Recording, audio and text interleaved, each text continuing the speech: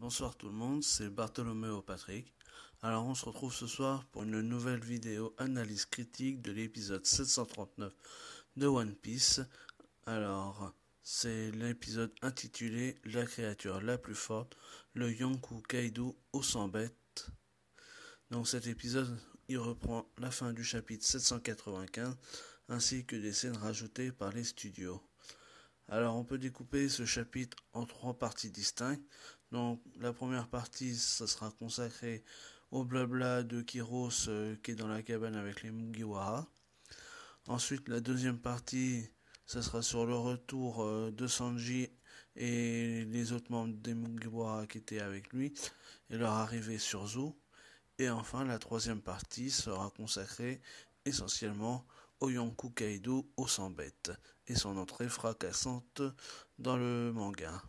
Donc j'ai essayé d'éviter les spoils pour ceux qui lisent pas les chapitres, mais je sais pas si je vais y arriver, hein. Donc désolé si vous pouvez percevoir ou entendre des spoils.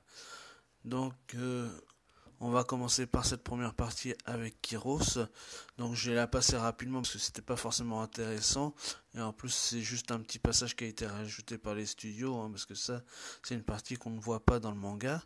Donc on a Kiros qui a une discussion avec les Mugiwara juste après que Sabo soit parti. Et donc il explique à quel point il est reconnaissant envers eux pour avoir sauvé Dressrosa de la tyrannie de Doflamingo tout simplement. Donc Zoro, avant de s'endormir, il lui proposera aussi, pour un peu plus tard, de se mesurer l'un contre l'autre dans un petit duel entre deux bras. Voilà. Il en profite ensuite, Kiros toujours, hein, pour écrire une lettre une fois que tout le monde s'est endormi. Alors, je pense que ça doit être pour Rebecca, parce qu'on voit un flashback entre Kiros et quand il était sous sa forme de soldat joué, avec Rebecca quand elle était au Colisée.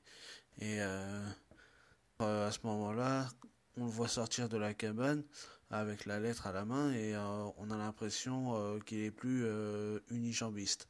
Ce qu'on voit bien, c'est deux jambes. Alors, est-ce que c'est une erreur de studio? Enfin, je pense, mais c'est une erreur de l'animation, à mon avis. Donc, voilà, ça c'était pour la première partie. Donc tout de suite, on va passer à la deuxième partie qui était déjà un peu plus intéressante. Donc on revient sur le groupe de Sanji avec composé de Sanji, de César, de Momonosuke, de Brook, de Nami et de Chopper. Donc ce groupe-là, ils se font appeler les pirates au chapeau rayonnant. En anglais, c'était The Curly Hat Pirates. Vous voyez bien l'accent anglais que j'ai? Non, mais ça ne cherche pas peut-être ça. En référence tout simplement au sourcil du cuistot.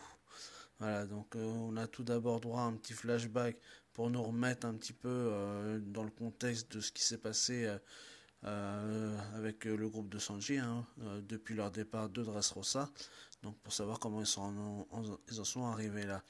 Parce que bon, leur but c'était juste tout simplement protéger César de Big Mom, qui à elle, elle a voulu, elle a décidé tout simplement de les pourchasser pour le récupérer. Donc on aperçoit le Sonic qui est accroché à une sorte d'arbre. Donc bon, on ne sait pas vraiment ce que c'est, mais bon, on le saura plus tard, hein. Donc cette sorte d'arbre, il est camouflé par une brume épaisse, hein, qui est bien dessinée, franchement, et c'est bien fait, c'est beau, ça a été bien travaillé ça. Donc on arrive ensuite sur une île pleine de végétation. Là aussi, la forêt, elle a été bien travaillée, bien, les couleurs, elles sont vraiment très belles. Et donc on arrive sur une embrouille entre Sanji et César. Et Chopper arrive aussi de son côté. Donc là on a encore des nouvelles tenues et franchement elles sont magnifiquement bien coloriées et tout. Franchement il y a eu du beau boulot sur cet épisode. Et donc là on a beaucoup de sous-entendus. Parce que comme on ne sait pas ce qui s'est passé et ce qui va se passer après. Parce que par exemple Chopper il demande de l'aide à César pour les sauver. Donc on ne sait pas de qui il s'agit, hein, qui veut sauver. Euh, et on rajoute après, s'il meurt, je ne te le pardonnerai jamais. Donc on ne sait toujours pas de qui il veut parler. Donc il s'est forcément passé quelque chose sans qu'on sache quoi. Et puis donc après on revient sur l'autre partie du groupe, hein, avec Nami, Brook et Momonosuke. Et eux, ils sont pourchassés par un homme et une femme. Donc l'homme, il s'appelle Sheephead et la femme Jean Remy. Donc pour l'instant, on ne sait pas vraiment qui ils sont. Et ils demandent un ami aux autres parce qu'ils veulent savoir où est la fille. Donc là, on ne sait pas vraiment qui c'est cette fille. On la verra un petit peu plus tard qui est cachée derrière un arbre. Elle semble apeurée, mais suffisamment rapide d'après Brooke parce qu'elle a réussi à se sauver assez facilement. Et on peut dire qu'elle ressemble à une sorte d'animal parce qu'elle a une espèce de truffe comme en guise de nez, donc un peu à la manière de Chopper. Et donc ce groupe-là, donc Sheephead et Jean Romy, ils demandent aussi à Nami et aux autres comment ils ont fait pour arriver sur l'île de Zou. Donc à ce moment-là, malheureusement, ils n'ont pas leur réponse parce qu'ils sont interrompus par une éruption pluvieuse, entre guillemets, qui s'abat sur l'île. Donc on a un bruit qui nous donne un indice de quoi il s'agit, mais on n'a pas d'explication. Donc on le saura un petit peu plus tard également dans le film suivant. Mais bon, pour pas vous spoiler, je peux pas vous dire ce que c'est exactement. Donc voilà, donc j'essaye de faire attention pour pas vous spoiler justement. Parce que moi je sais ce qui c'est, je sais ce que c'est. Hein, tout ça, j'essaye. À vrai dire, en fait, si vous voulez, j'ai essayé de faire en sorte de pas spoiler et c'est compliqué. Donc j'ai pris les notes et tout et justement j'ai essayé de pas spoiler et de marquer attention, pas spoiler, de pas dire ah tac tac. Donc c'est un peu compliqué. Donc bon, enfin bref, tout ça pour dire que il y a quand même cet indice qui nous dit de quoi il pourrait s'agir.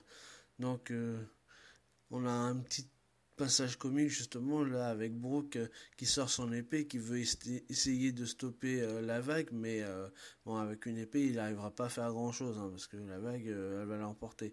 D'ailleurs il l'emporte et Momonosuke aussi, et ce qui met Nami en colère parce qu'en fait elle doit les secourir tous les deux parce que vu que c'est des mangeurs du fruit du démon et que l'eau bah ils sont inaptes dans l'eau, bah, du coup ils sont obligés de se faire secourir par Nami.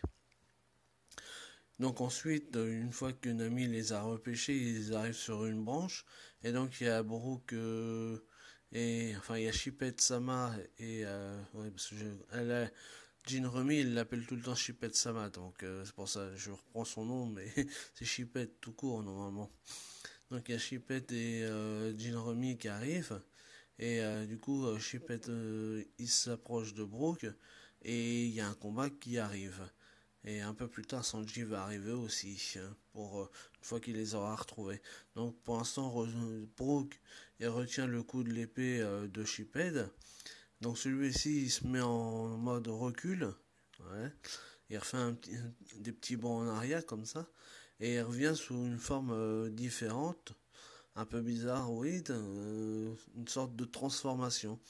Et donc en fait on voit bien que sur ses bras il avait des tatouages et donc ça annonce peut-être quelque chose. Est-ce que c'est lié à un fruit du démon ou un smiley ou je ne sais pas. En fait on ne sait pas vraiment ce que c'est.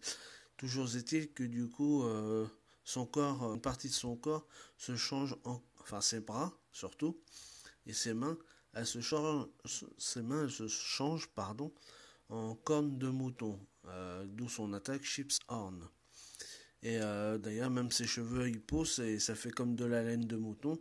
Mais bon, de toute façon, Sheephead, il use bien son nom, hein, parce que Sheephead ça veut dire tête de mouton. Hein. Ce sheep c'est mouton en anglais et head ça veut dire tête, donc tête de mouton. Donc il porte bien son nom, ce monsieur. Donc Brooke, il le retient alors avec sa technique Soul Parade, donc la parade de l'âme. Et ça fait un effet de brillance entre sa lame et la corne de Chipette qui est vraiment il y a un- il y a des petites étoiles, enfin pas, c'est pas des étoiles, mais il y a un effet de brillance qui est franchement bien réalisé et qui était vraiment très, très classe et c'était pas mal fait non plus là aussi à ce moment-là. Donc là, on a Sanji qui arrive par les airs et donc il lui colle à Shipped un diable Mountain Shoot, hein, donc un grand coup de pied renversant du diable et il le terrasse facilement. Hein. Il n'a pas eu à forcer énormément Sanji. Donc l'autre il se retrouve à terre Et à ce moment-là, on voit bien que il a un emblème sur sa ceinture qui ressemble étrangement à celui de Kaido. Donc pour l'instant, on ne sait pas vraiment si c'est vraiment des hommes de Kaido, mais en tout cas, l'emblème y ressemble, s'y prête fort.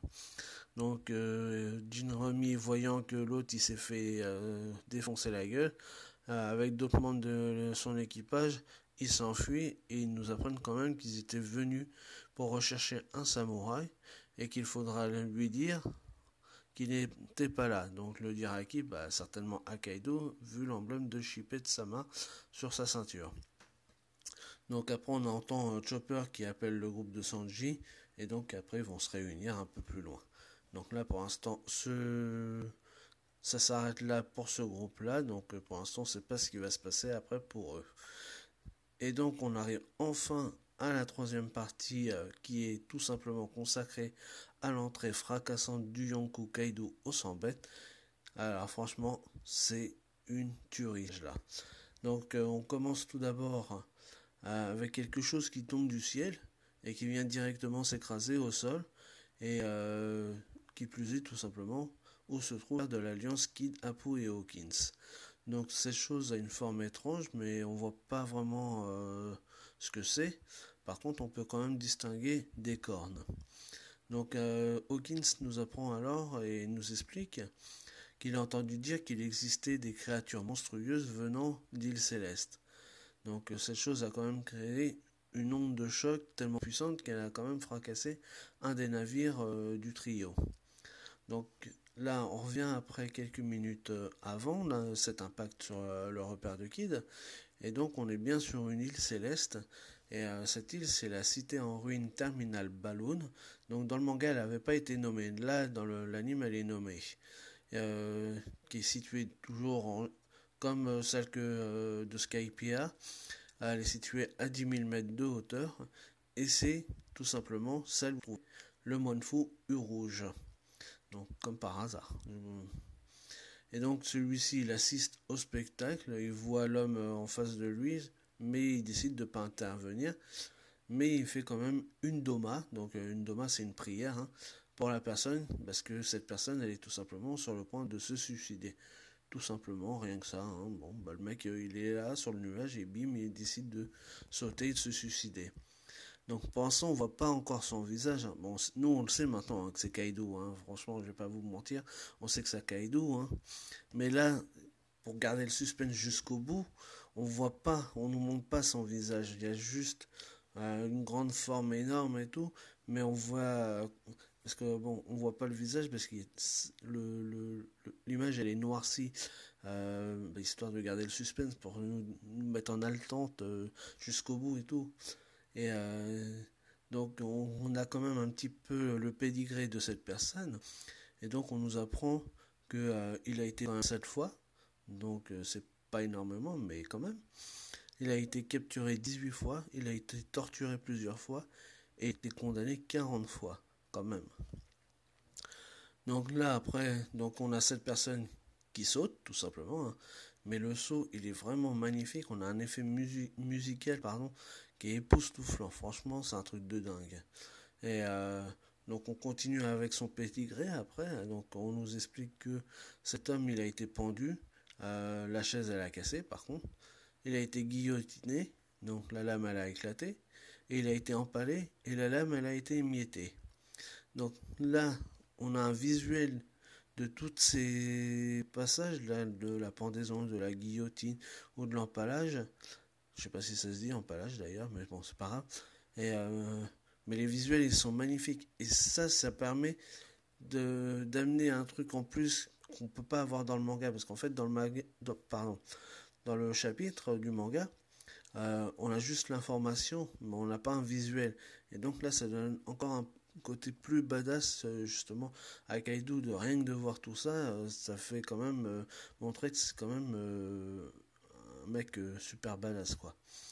Et on nous apprend également qu'il a coulé 9 navires prison géants de la marine. Donc c'est quand même quelque chose d'assez important. Et donc après on nous dit personne ne peut le tuer et même lui n'arrive pas à se suicider. C'est un con pour un mec qui veut se suicider. Donc là on revient au niveau du sol, hein, au niveau de la terre ferme, hein, normal. Donc, donc là, on est devant le trio, hein, et donc on voit apparaître un monstre, donc, mais fait par petites touches, hein, d'abord la main, après le corps, et puis tout le mec en entier, et, avec une taille mais énormissime. Le mec, il est géant. C'est un truc de dingue, quoi. On a un visuel de dingue et les couleurs, avec le gros plan sur le point, après sur son visage, franchement, c'est une tuerie. Il n'y a rien qui a été laissé au hasard. Et franchement, ça a été super bien réalisé, super bien fait. Et donc là, après nos trois chers amis Supernova, donc Kidapu et Hawkins, qui sont en face de lui, ils sont vraiment tout blancs. On voit plein de gouttes sur leur front et sur leur visage et tout, parce qu'ils emmènent pas large à côté de ce monstre, quoi. Donc ils sont en panique, les mecs. Ils sont en train de baliser parce qu'ils se demandent ce qui leur est tombé sur la tête. Et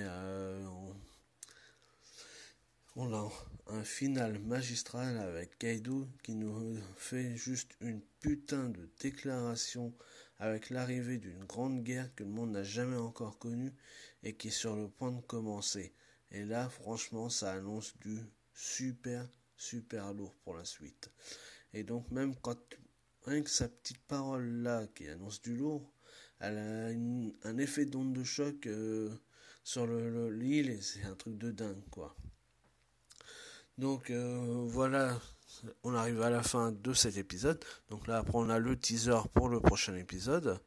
Donc pour résumer, ça a été vraiment un super chapitre, franchement, un super épisode, pardon. Et franchement, il a été super bien réalisé. Il y avait des belles images, une bonne animation. Il y a un visuel de dingue et tout. Et l'apparition de Kaido, franchement, il était juste énormissime. Moi, je crois que, personnellement, je crois que c'est un des meilleurs épisodes depuis bien longtemps. Donc voilà pour cet épisode 1639 de One Piece. Et donc comme d'habitude, bah, n'hésitez pas à partager, à liker, à mettre des pouces bleus évidemment et à vous abonner si c'est pas encore. Et nous, on se retrouve pour de nouvelles aventures One Piece. Allez, ciao tout le monde.